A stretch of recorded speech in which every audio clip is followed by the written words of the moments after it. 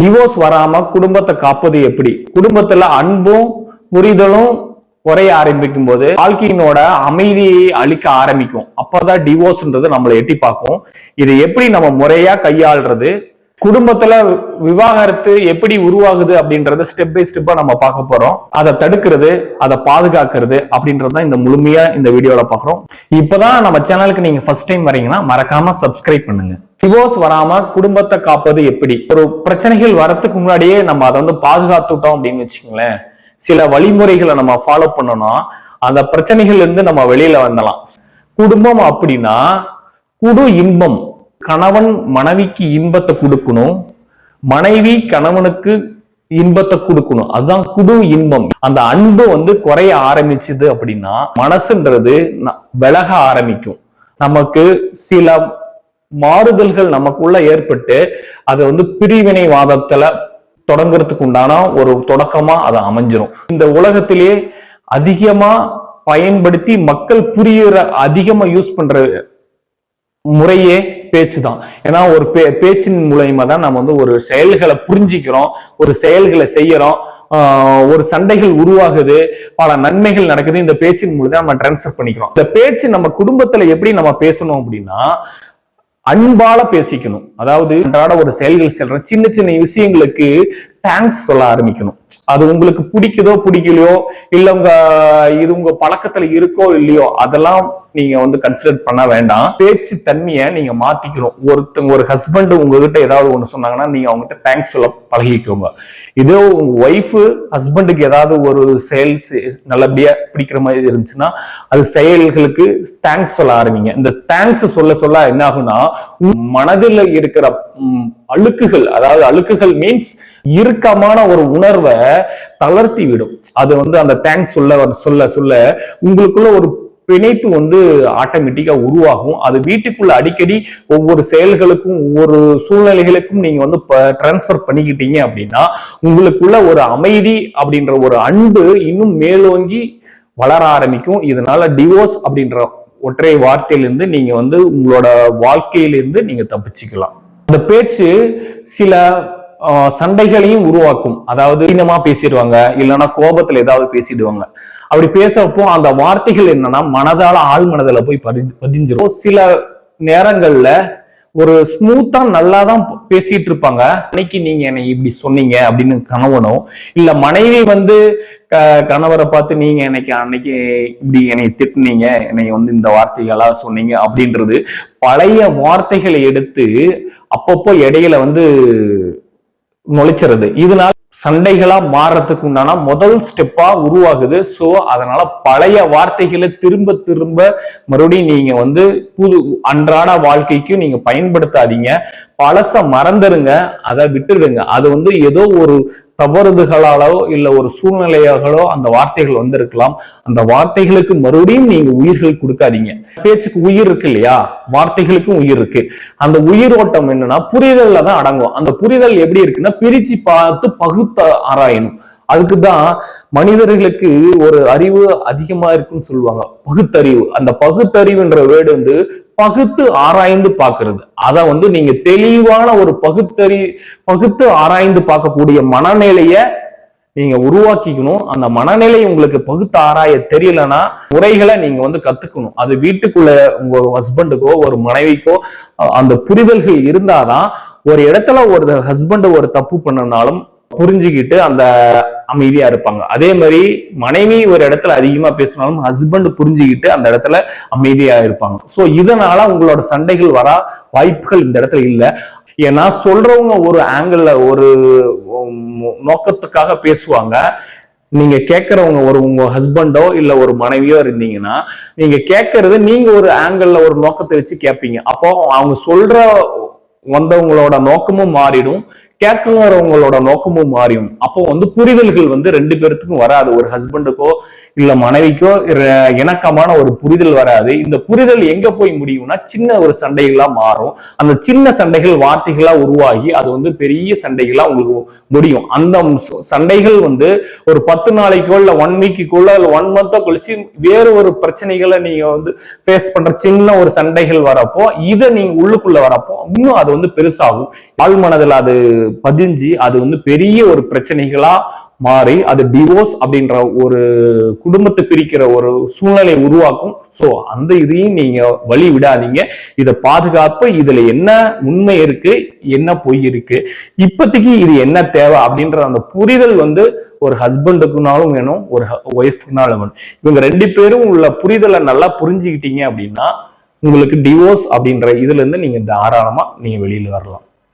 உறவு முறை, ஒரு ஹஸ்பண்ட் அவங்க சைட்ல இருக்கிற உறவு முறைகள், அப்பா அம்மா, அவங்களோட அண்ணன் தம்பிங்க, மாமா மச்சான், அந்த மாதிரி ஒரு உறவு முறைகள்னாலும் சரி, ஒரு ஒய்ஃப் சைட்ல இருக்கிற அவங்க அப்பா அம்மா, அவங்க அண்ணன் தம்பிங்க, அவங்க மாமா மச்சான், இந்த உறவு முறைகள் இருந்தாலும் சரி, இந்த உறவு முறைகளை நீங்க வந்து வளர்க்கணும், அதை வளர விடணும், அதை பாதுகாக்க தெரியணும். அந்த சண்டை இல்லாம நீங்க வந்து அந்த அன்றாட நாட்களை நீங்க வாழ தெரியணும். அதாவது ஒரு வார்த்தைகளை சொல்லியிருப்பாங்க, உங்களுக்கு ஒரு ஹஸ்பண்டுக்கோ ஒரு ஒய்ஃப்கோ பிரச்சனைகள் இருக்காது, ஆனா மற்றவர்கள் உறவு முறைகள் ஏதாவது ஒரு வார்த்தைகள் ஒரு சூழ்நிலைக்காகவோ இல்ல ஒரு கோபத்தாலேயோ இல்ல வேற ஒரு பிரச்சனையில உருவாக்கணும்ன்ற ஒரு மனப்பான்மையிலோ ஒரு செயலையோ ஒரு வார்த்தையோ உங்ககிட்ட சொல்லிடுவாங்க. வந்து உங்க 2 பேரும் ஒரு கணவனுக்கோ மனைவிக்கோ நீங்க பேசுற அன்றாட பேச்சுகளை அவங்களோட சொன்ன பேச்சுக்களை நீங்க எடுத்து இடையில வச்சு நீங்க சண்டை போட்டிருக்கீங்க.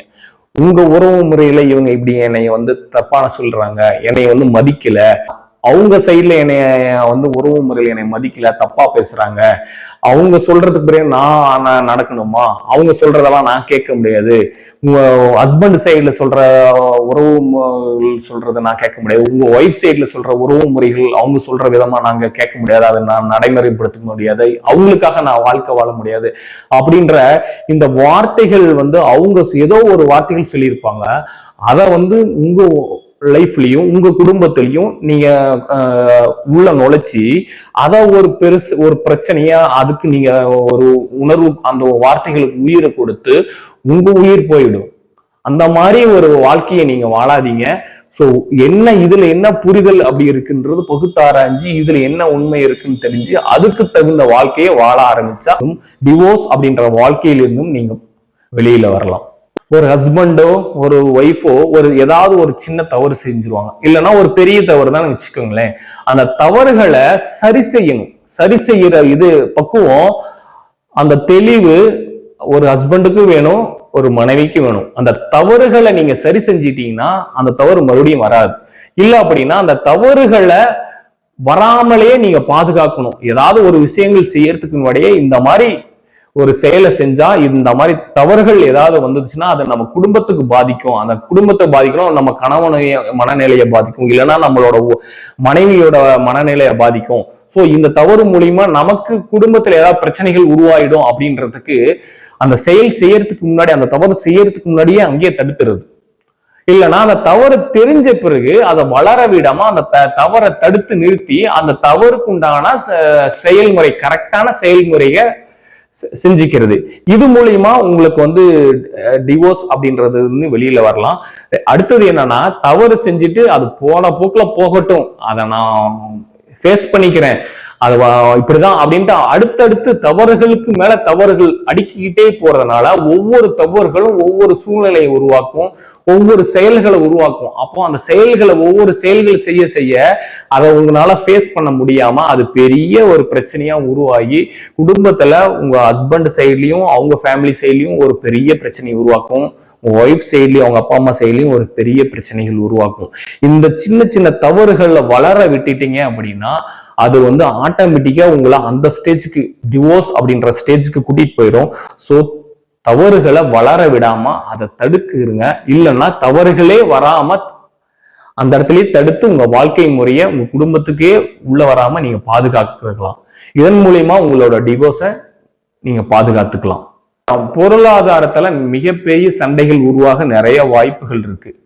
ஏன்னா பொருளாதாரத்தை வைத்துதான் இந்த வாழ்க்கையே வாழ்றோம்.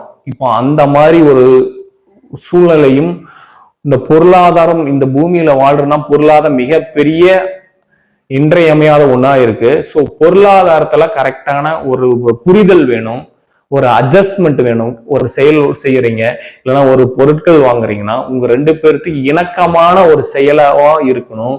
அது 2 பேரும் ஒத்து வர மாதிரி இருக்கணும். இல்லைன்னா ஹஸ்பண்ட் செய்யற செலவுகள் ஒய்ஃபுக்கு பிடிக்காது. இது மாதிரி பொருளாதாரம் மூலியமாவும் உங்களுக்கு உங்க வீட்டுக்குள்ள போரே நடக்கும். நீங்க எது இப்போ இந்த டைம் இந்த வருஷத்துக்கு என்ன தேவைகளோ அதை நீங்க பொருளாதாரமா மாத்திக்கோங்க. அதுல அந்த பொருளாதாரத்தை நீங்க என்ன தேவையோ குடும்பத்துக்கு தேவையோ அது வாங்கிக்கோங்க. எதிர்பார்த்த வாழ்க்கை என்னால வாழ முடியல அப்படின்றது சில மன விரக்தியில் இருப்பாங்க. அது ஹஸ்பண்டுக்கு சொல்ல மாட்டாங்க, இல்லைன்னா ஹஸ்பண்டு ஒய்ஃபுக்கு சொல்ல மாட்டாங்க. 2 பேர்த்துக்குமே அங்கேயே மனசால ஸ்டாப் ஆயிடும். ஒரு அண்டர்ஸ்டாண்டிங் இருக்காது, ஒரு அன்பு இருக்காது, ஒரு டிரான்ஸ்ஃபர்மேஷன் இருக்காது. அதாவது இன்பம் அப்படின்னு நம்ம ஃபர்ஸ்ட் பார்த்தோம் இல்லையா, அந்த இன்பத்தை கொடுக்க மாட்டாங்க. ஏன்னா அது அங்க மேட்ச் ஆயிருக்காது. அது சூழ்நிலையை பொறுத்தோ, இல்ல உறவு முறைகளை பொறுத்தோ, இல்ல பொருளாதாரத்தை பொறுத்தோ கிடைச்ச வாழ்க்கையை எதிர்பார்த்த வாழ்க்கையா மாத்துறதுக்கு உண்டான சூழ்நிலைகளையும் பொருளாதாரத்தையும் அந்த நேரத்தையும் நீங்க கொஞ்சம் கொஞ்சமா தான் அது உருவாகி நீங்க நினைச்ச வாழ்க்கையா அமையும். எங்க கரெக்ஷன் இருக்கோ அதை கரெக்ட் பண்ணி, எங்க தப்பு இருக்கோ அதை கரெக்ட் பண்ணி, எங்க நீங்க இம்ப்ரூவ்மெண்ட் ஆகணுமோ அந்த இம்ப்ரூவ்மெண்ட்டை கொண்டு எங்க நீங்க அன்பா இருக்கணுமோ அதான் அன்பா அந்த இடத்துல இருந்து, எந்த இடத்துல அமைதியா இருக்கணுமோ அமைதியா இருந்து, கோபப்படக்கூடாத இடத்துல கோபம் படாம இந்த கிடைச்ச வாழ்க்கையை எதிர்பார்த்த ஒரு வாழ்க்கை நீங்க நினைச்சிருப்பீங்க இல்லையா, அந்த வாழ்க்கைக்கு நீங்க நகர்த்தணும், டிரான்ஸ்பர்மேஷன் பண்ணணும். வெற்றின்றது உங்களுக்கு ஈஸியா கிடைக்கும். இந்த வீடியோ உங்களுக்கு பிடிச்சிருக்குன்னு நான் நம்புறேன். பிடிச்சிருந்தா லைக் பண்ணுங்க, ஷேர் பண்ணுங்க. நீங்க பண்ற ஒரு ஷேர் ஒரு குடும்பத்தை காப்பாற்றலாம்.